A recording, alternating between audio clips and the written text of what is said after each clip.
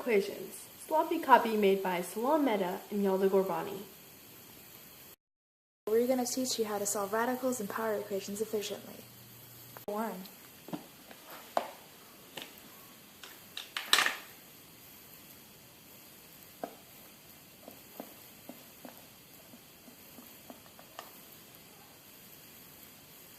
Okay, to solve this equation, what you would first do is look at the graph of this equation to see if x hits 2.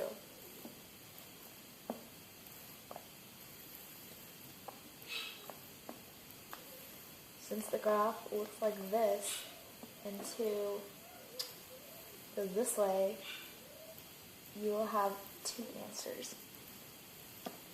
Okay, to solve this equation, what you could do is put the whole thing by the power of 5/4. So 2 to the 5/4, and then x to the 5/4. These would cancel out, and then you would end up with 2, 5 to the 4th equals x. So whenever you have a situation like this, whatever's in the denominator is whatever you're square rooting by, or cube rooting, and then this is the exponent. So it will look something like this, and that would equal x. But since this is a even root, it would have to be plus or minus. And then you can simplify that even more to make it plus or minus the 4th root of 32. And then that's your final answer. Example 2. We're going to start out with this equation.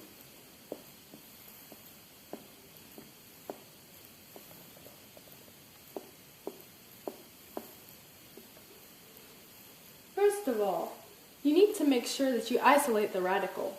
So we're going to subtract x here. That leaves us with 3 minus x equals square root of x minus 1. To get rid of the radical, you square both sides.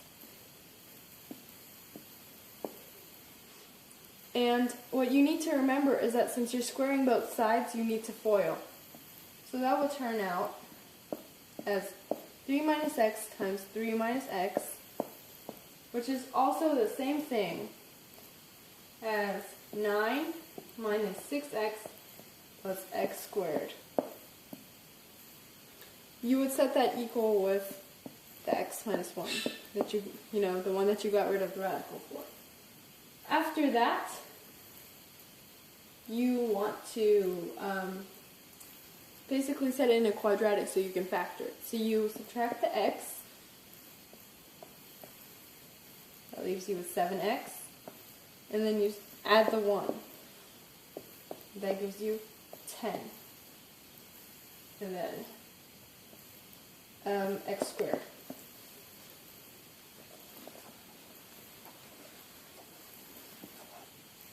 Oops.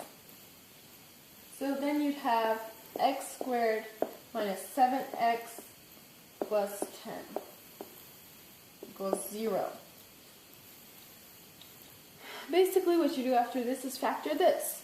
This would factor down to x minus 5 times x minus 2 equals 0, of course.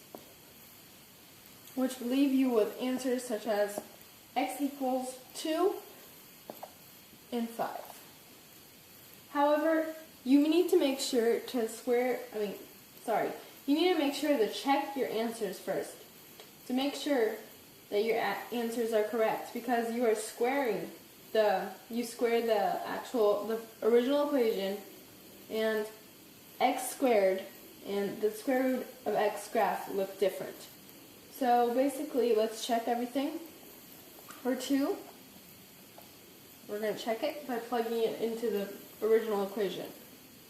The original equation, by the way, was 3x this was the original equation. So let's see if this works. 3 equals 2 plus the square root 2 minus 1. This becomes 1, and this just basically equals 3, so this one works. Let's try 5.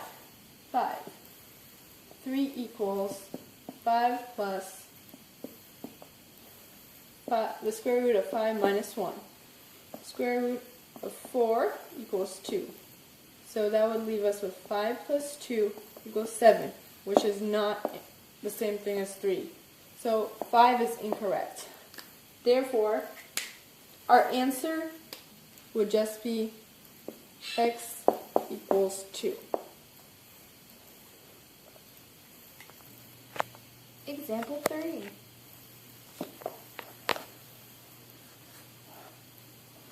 Okay, the equation we're going to be using for this problem is x to the 2/3 minus 7x to the 1/3 to the power of 1/3 plus 12 equals 0. Well, what you can do for this equation, first off, is find the domain restriction. So for this equation, there is no domain restriction because x can equal all real numbers. So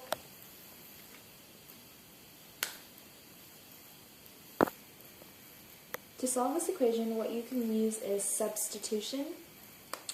So we can look at our least common variable, which is x to the 1/3. So we can make y x to the 1/3. So what we're doing is we're just putting in y every time there is an x to the 1/3. So y would end up, so the equation would end up looking like this: y squared minus 7y plus 12 equals 0. And this is just a normal quadratic. So you can just factor it out and then make it y minus 4 and then y minus 3. So y would equal 4 and y would also equal 3, but that's not the answer to this problem because you have to put it back into this equation. So what you would end up having is x to the 1/3 equals y, which is 4. And then you would solve that. And by canceling out the powers and putting y to the 3rd, your one answer is x equals 64. And then you do the same thing for this. So x to the 1/3 equals 3.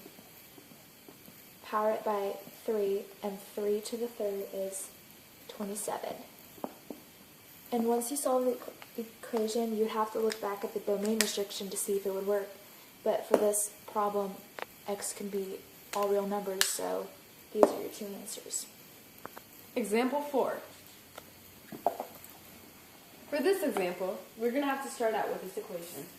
The square root of x minus the square root of x plus 3 equals negative 3. First, what we need to do is try to isolate the most complicated radical, which in this case would be this one.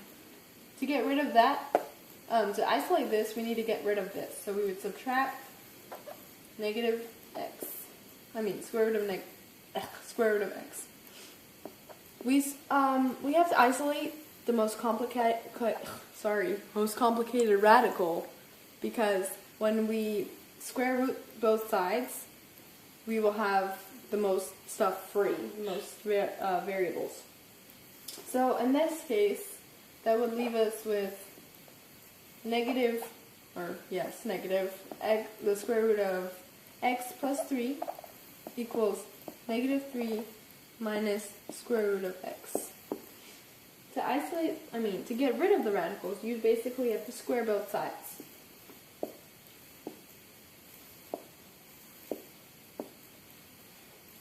And it's super important when you're squaring both sides, you technically have to be doing foiling. So this would, in the end, would equal to x plus 3 equals 9 plus 3 to the square root of x plus 3 square root of x plus x. That would simplify to x plus 3 equals 9 plus 6 square root of x plus x. Okay, now we can just basically simplify and combine like terms just to isolate the radical once again. You subtract x from both sides, and you subtract 9 from both sides. That leaves you with negative 6 equals 6 to the times the square root of x. Then you can basically just divide by 6 to get rid of, just isolate the radical once again. And that would give you negative 1 equals the square root of x. Well, first of all, it's super important to remember that when you even power both sides, you have to check the solutions before you can do anything. So we did even power both sides, but since this case is actually special, we don't have to actually check right now, because right now we can tell that this is extraneous with no solution, because square root of x will never be negative. It will always be positive, so we know that there is no solution.